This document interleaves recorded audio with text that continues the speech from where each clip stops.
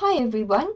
Um, Here we are with video number 2. It's taken an awful long time to get here, but yes, finally it's up and ready to roll. Thank you so much for your patience, everyone. And once again, I apologize for the terrible sound in the last video. Hopefully all of that's been fixed now and we're able to get on with life and just have a jolly good time.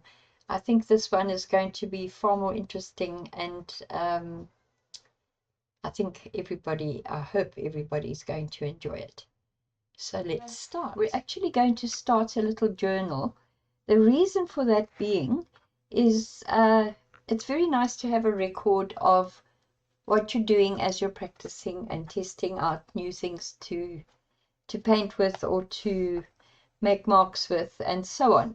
So I bought this little tiny A5 manuscript book, and the trick with getting a book and then using that book as a journal is to make sure that it tells you sections sewn or signatures sewn or something about sewing on the front cover. If it doesn't say anything, look inside and see if you can see where it's been stitched. I'm opening this now to show you. It will be quite easy to find because you just pick up here. Nice if I do it on camera, isn't it, folks? There we go. There's the stitching, you see? And that tells you that it's going to not fall apart on you when you take the next step, because the next step is to take out a lot that I have followed recommend anything from 1/3 to half the number of pages in the book. You tear out and you do it this way. You leave the signature section if you want to, and you go to the next one. You see there's your signature folded in two. There would be your next one, and then you just tear these out. I'm not going to actually tear them out myself because I've already done so, but here, folks, is the evidence. You see, this is how much I've taken out, and you don't throw this away because you can use it for any number of things, which you will discover in time. Now, the next step with this would be, the paper's very flimsy, because obviously it's not fancy quality for mixed media, but the trick is to strengthen it. Now, you strengthen it by gluing 2 to 3 pages together and leave it to dry, and then you move on to the next one and you glue them. So I'm going to show you how we glue them. This is fairly simple, let's be honest, but there is a little bit of technique and there is a little bit of things that need to be done. For example, go right to the edge, right into the middle here. Oops. And then work outwards for that reason. If you try and work in the opposite direction, you're going to crumple up your paper horribly. But you just have to make sure that you glue on the very edge of the paper all the way around and through the middle, because you don't want to leave any air spaces. And then the trick is to pick up that page and this page, fold them up, so kind of firmly push it together down at the bottom where the margins are. And then this is my version of what they call a bone folder, I think. I know it's something to do with bones, but this is actually a cheap little, I think it's very much like what I've heard American and Canadian ladies calling a dollar store. You can get just about anything and at a very good price. This is for silk screen printing, but it works for this kind of thing very, very well indeed. Okay, so now this page is glued down and it's not going to ripple. The reason why it's not going to ripple is because the glue stick is dry. See, just went a little bit too close to the edge up there. Never mind. So this is why it doesn't ripple so much. Here, I'm afraid I've got the wrong glue stick, I think, because these two pages were glued with the glue stick, and when it was thoroughly dry, I gessoed the pages, because it's handy to have, you know, you don't want to see these white lines once you start working in here. But it rippled horribly. Let me demonstrate. You see, now that tells me that my glue stick went wet when I started applying the gesso. So I think I need a better quality glue stick. This was a very cheap one. Yeah, but then over here I took one of my gessoed sheets of recycled copy paper, and I've glued that in the very front of the book. This is to the cover, and this is to the very first page. Also, it's an experiment, you know, how's it going to work here? Works very well on this page with the glue stick, no problems at all.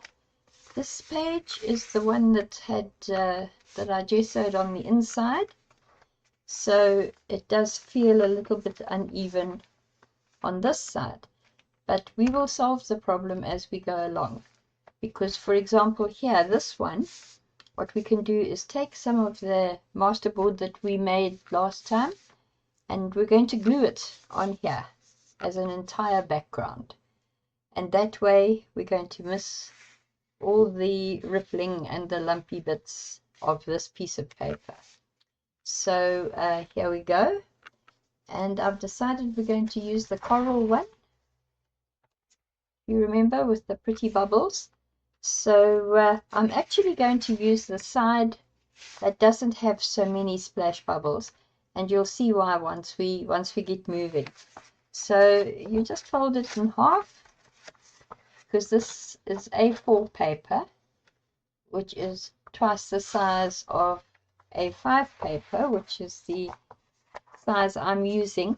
And the reason why I'm using the A5 paper, people, is and the little A5 journal, is so that I can actually film it on my tiny little desk space, and people can see without things going off the page.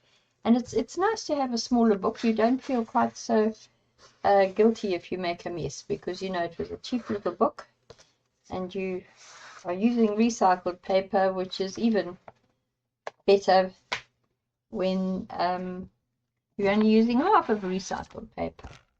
Anyway, here we go. I like to tear pages, even when I'm using them like a background, because this slightly deckled edge here just makes it blend in a little bit better. It doesn't stand out from the paper quite so much. So this little piece now gets put away for another plan on another day. And we're going to glue this one down now. So let's put it on page number 1. Oh, another thing, you'll see when I get further down, you don't go through the book from front to back. What you do is you alternate as you're working. You put some, you know, you do a page in the front and a page in the back. And there is a reason for that, which we'll go into as I'm going along. Okay, so this little A5 book, as you can see, is actually a bit smaller than the A5 copy paper which I was using. So this needs to now come off. Okie dokie, no problem. Just take the trusty metal ruler, line it up on the fold. And here we go. I think this is not as easy as it looks. because you've got such a little tiny piece of paper to tear. This keeps coming apart on me. Okay, stop messing me around. People don't want to sit and watch this all morning. I'm going to put the glue on the back of this one because this paper is stronger than the paper in the actual little book. So let's hit this. Where's my save the cutting board pieces of paper? There we go. Stick that on there. That way you can glue right to the edge without worrying about messing up something underneath the paper. There we go.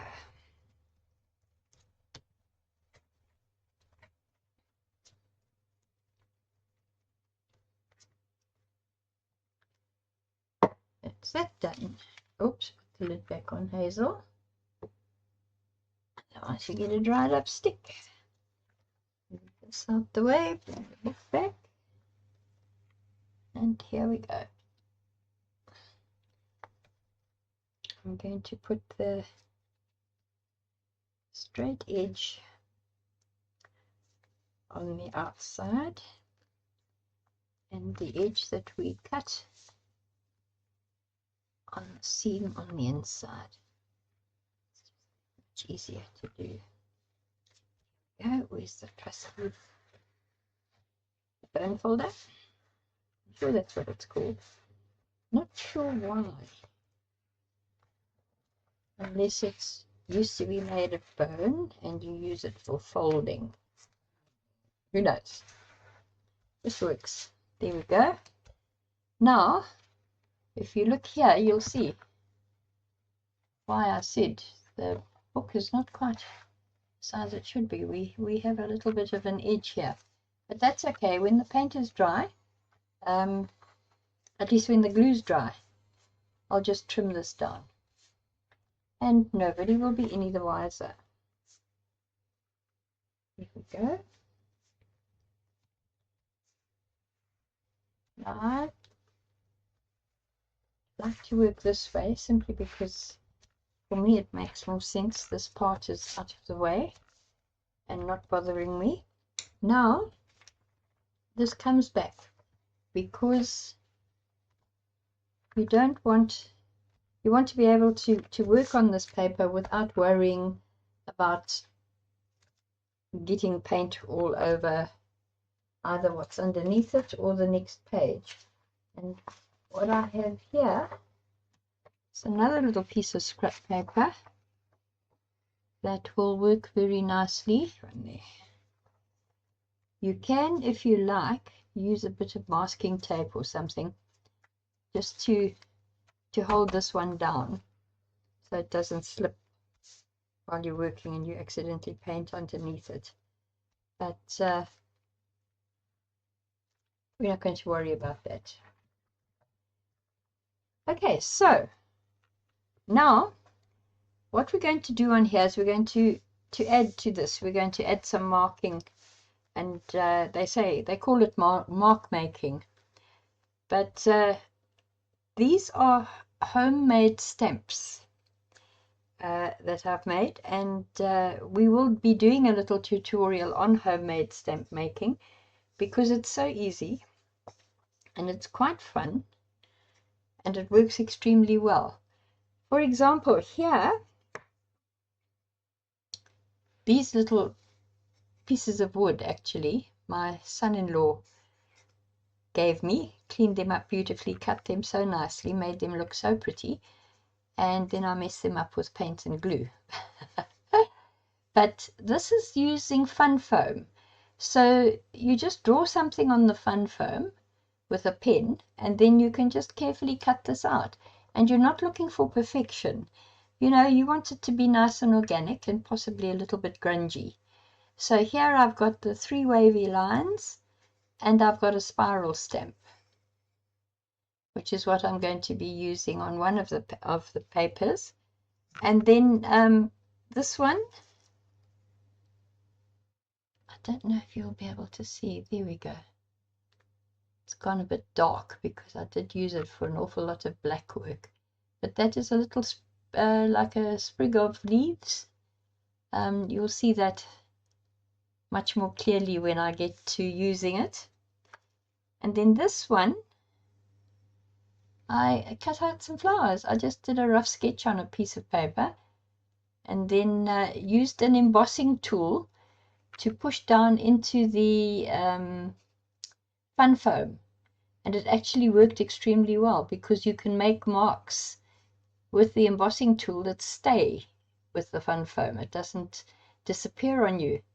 Because I did this, then I put this stamp away and left it for ages, brought it back out and tried it for the first time, and it worked fantastically well. So this is one of the stamps we're going to use on our coral page. And let's mix. Oh, and then we're going to use this little handful of earbuds. I think there's 6 or 7 of them. But see the flower. Now you dip that in paint and stick it down on something, and you've got an instant little flower. And remember I mentioned that this sponge would be lovely for mark making. So we're going to use that one as well today. Okay, so we start. I want to put down some marks that are darker than the page, white or light paint to do other marks for contrast. But let's not natter so much. Let's focus on getting a bit of activity happening here. I'm going to use the original colors that we used for the background, only much stronger for doing the first lot of stamping. So it's the magenta and the Naples yellow. See, we're going to have to get some more Naples yellow. Obviously liking to use that one. Okay, now I should have had a smaller brush out, but this little one will do. Oops, Hazel, not so prepared. Where's your kitchen towel? There we go. A little piece of kitchen towel. See, this is the paintbrush. It's a bit big, but it'll do. In fact, it's probably quite handy because I can take a shortcut and use this to put paint on the stamp. This is going to be a lovely bright one, I think. Okay, let me show you what I'm doing. I'm just painting this on, which is not a very reliable way of doing it, but you need to see the different things that can be done. Okay, that's well covered. Now we turn it over. Push it down.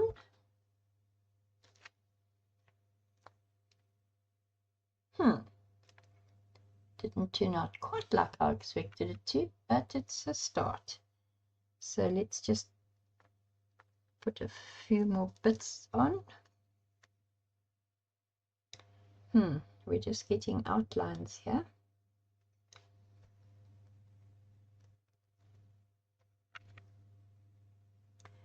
There we go. Well, it's a start.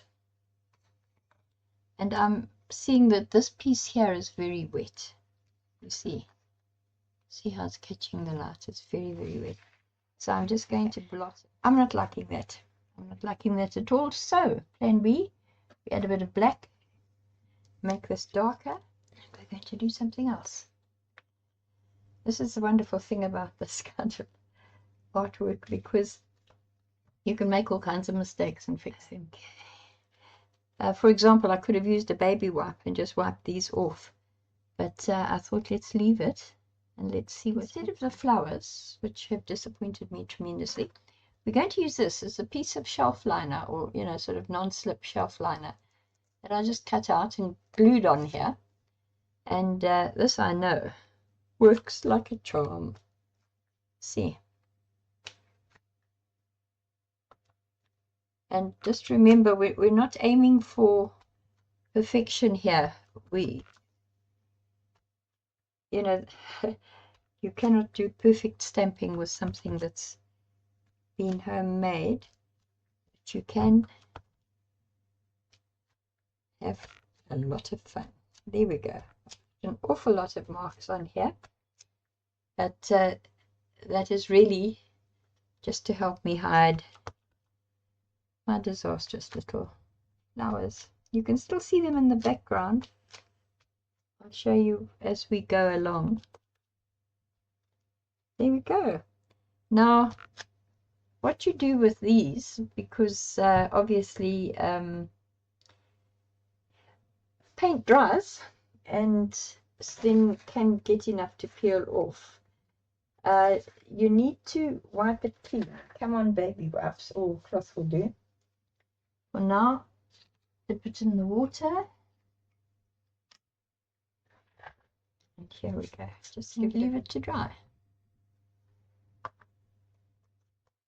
While this dries off a little bit, let's move on to the next one. You see, this is what's nice too. You can start a thing and then you do something else. Now, the next one that I want to do is the green one. You remember we did it and we were nattering about, well, I was nattering about blue sky and green leaves and so on. Still, I think I can almost say that I think this is my favorite one that we did. But what I'm going to do here is add to the leafy vibe. So I'm using this little leaf sponge, leaf stamp made of fun foam, which I suppose is sponge. And then I'm also going to use the wavy lines, which is here. So, but we'll start off with the green. Let me just turn my glass plate. This works very well as a kind of a palette because it's so easy to wipe clean. Right, now we've got some new colors here. I've got a color called Hooker's Green, which is very dark, and then light green. So we've moved completely away from the blue and the yellow that we made the background with. All right, let's rinse that brush a little bit. Get the black off. There we go. Nicely done.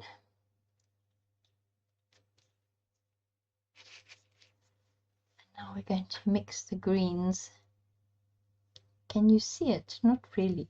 If I do it right on the edge here, you can, yeah.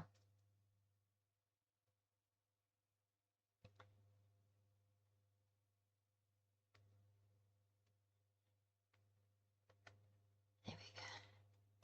And what I'm actually going to do here is what I should have done in the first place, which is to just use this as a stamp pad. Just put the brush to one side, it's still full of paint, and then I will put this on there, and let's see how it goes. There we are. And I will be doing other shades of green as well as this one. Oh my goodness, my cat. He's a beautiful old boy. He's a Maine Coon cross, so he's rather large, and he is stone deaf. So he walks in and he never knows where I am. So then he sits in the doorway, usually with his back to wherever I am, and yodels frantically because he's been abandoned. He's all alone, unwanted and unloved, until he sees me, and then he behaves himself again. It's quite funny. He has quite a vocabulary. You can hear him. He sort of yodels, panic, panic, panic. And then he sees me and he goes,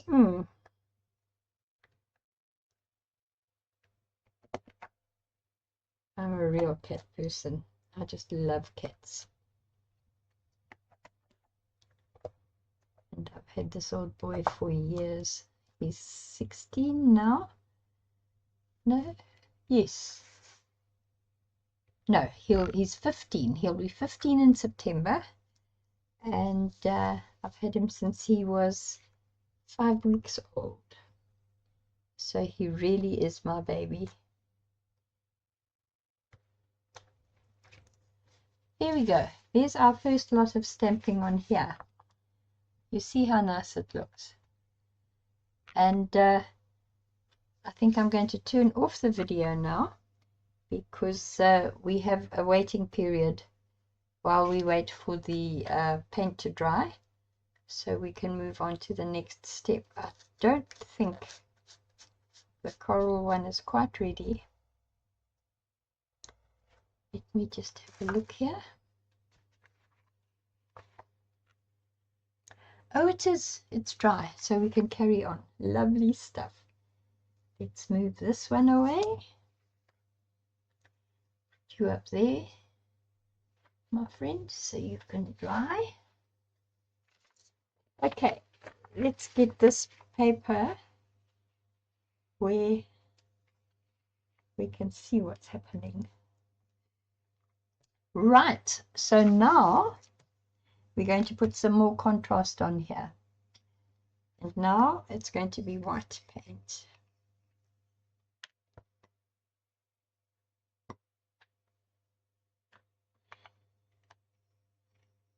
I think this white paint will be fine. If not, I'll just use white gesso because that's also pretty darn amazing. Right, I can just use a spray the white paint with a little bit of water and then use a sponge to mix it. Find the sponge. There's the sponge. There we go. Perfect.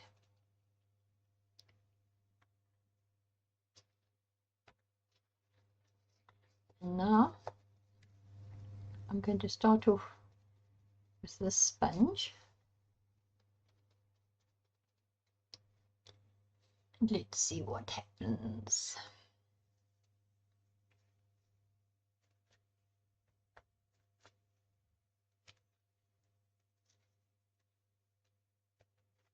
You know, quite often you look at what you're doing and you think, really? Is this even going to do anything constructive?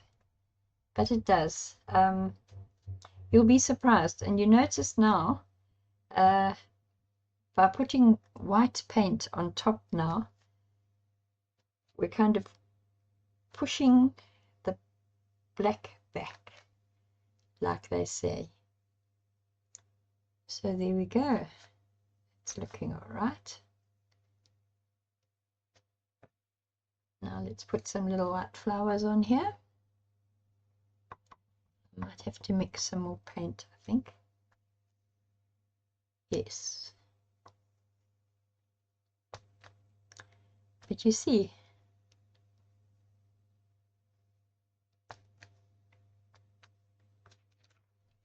how pretty it is. And although this looks like a, what do they call it, a hot mess at the moment, you'll be surprised at how things turn out. You know, you kind of think to yourself, what have I done? It's never going to be right. But it just has this amazing effect of turning out beautifully. A little bit more white paint. Oh, yes, here I am, kitty cat. Sorry about that, folks, but I don't have doors where I can close him out. He's now getting onto the couch in the other room next door and complaining bitterly because I'm not there in that room. So life sucks.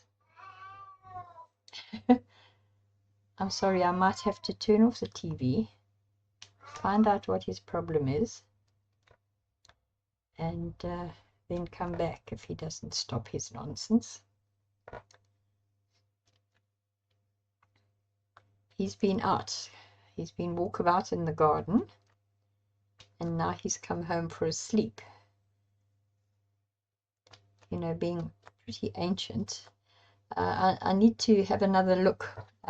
My grandson and I often talk about his age as opposed to human years.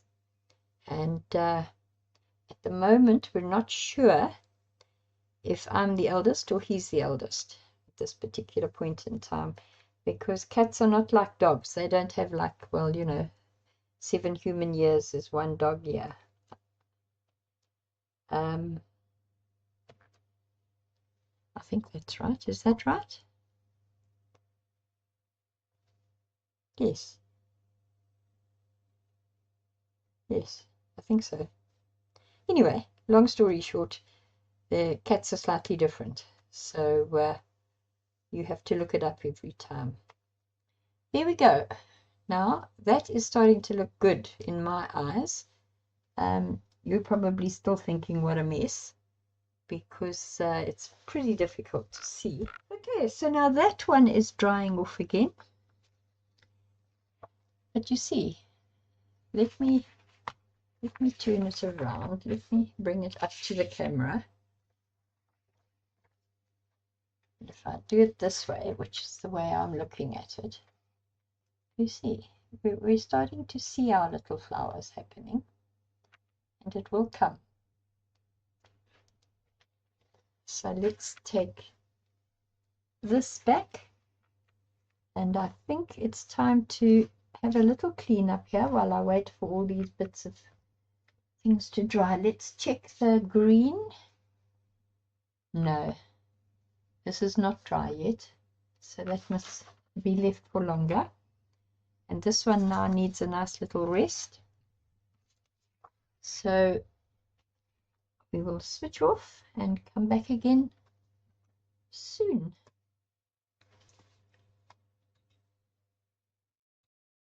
Well, here we are. As you can see, I've put in a whole lot of stalks and leaves, and it's starting to look a lot more like a setup of flowers. But what I want to do now is I have scratched through my stash of bits and pieces, and I was particularly looking for a butterfly because I thought that would look rather nice in the flowers, and I found this lovely green one, which is perfect.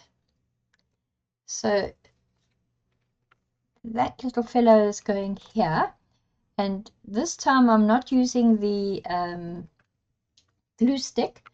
I'm using the acrylic matte medium because the acrylic matte medium is going to seal the bottom and the top of these things. So let me show you. I just want to put it on here.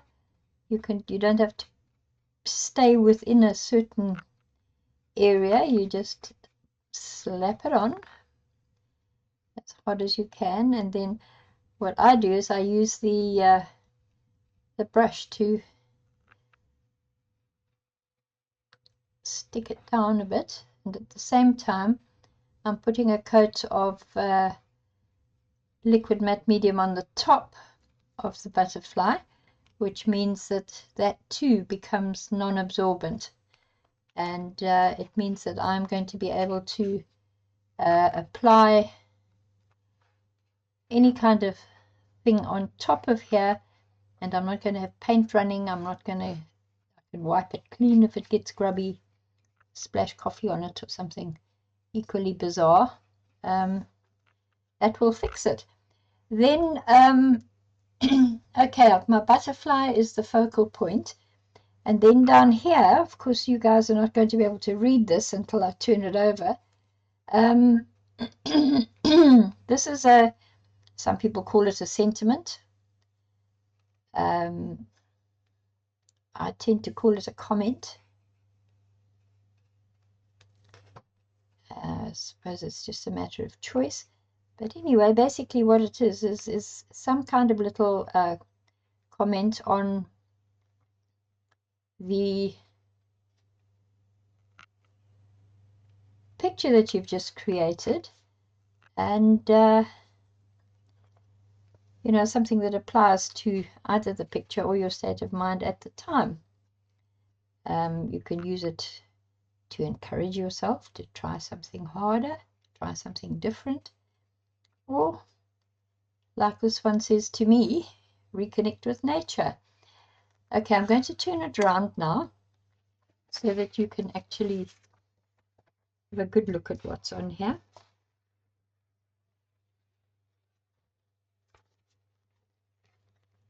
So what we've got is the butterfly, the comment, and then down here is today's date.